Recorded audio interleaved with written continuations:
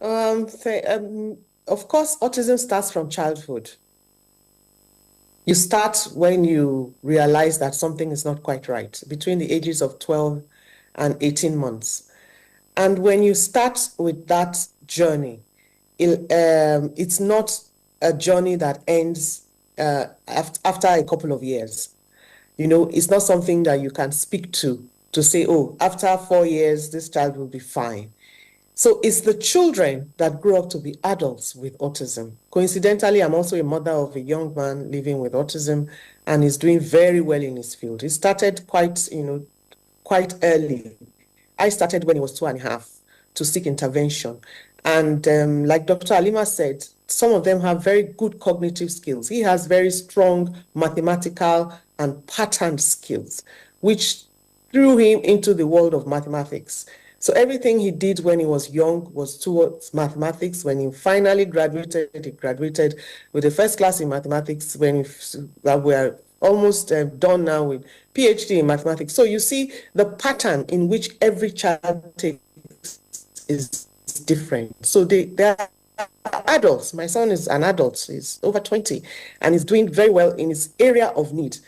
Does that mean that the autism spectrum has completely left his system? He still has his nuances. He still has his patterns. He still has the ways in which he does things, which is peculiar to him, which makes him a human being.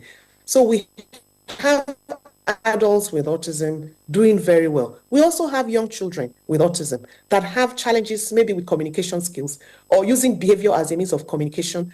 And they are very brilliant artists. I mean, when they put the brush and the color into paper, you find out how brilliantly, the painting comes out for those children. You have some of them that are very good with music.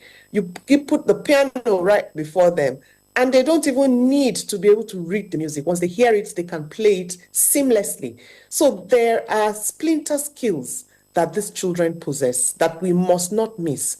Many times we are concentrated on their challenges. We do not really put our finger on the strength that they carry.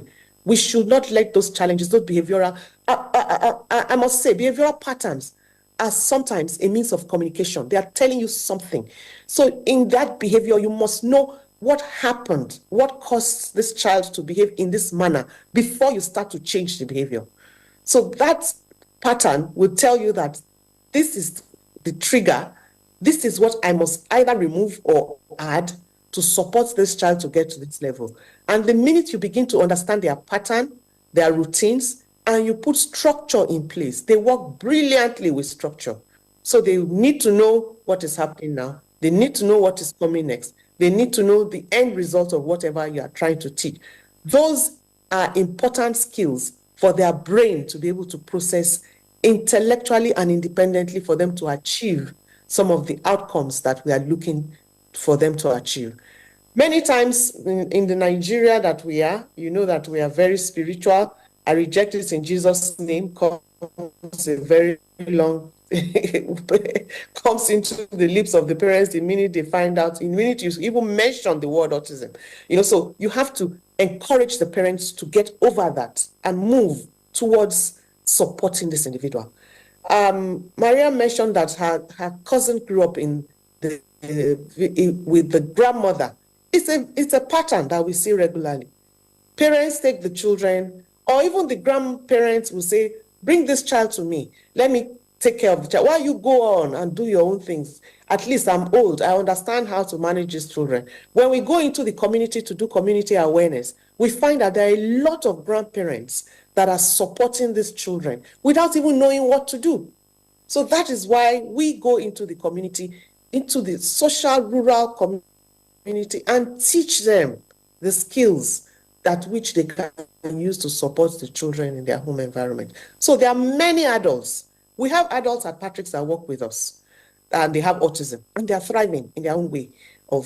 They have their challenges some of the time, but once you are able to give them the right support, once you're able to give them the right accommodation in the workplace, they really, really thrive and they do well. And some of them that don't even have speech and are using behavior as a means of communication, we support them. We allow them to to thrive in their places of interest. Very vital. We must know where their interest is. We must know what they love and enjoy, and then give them the right support.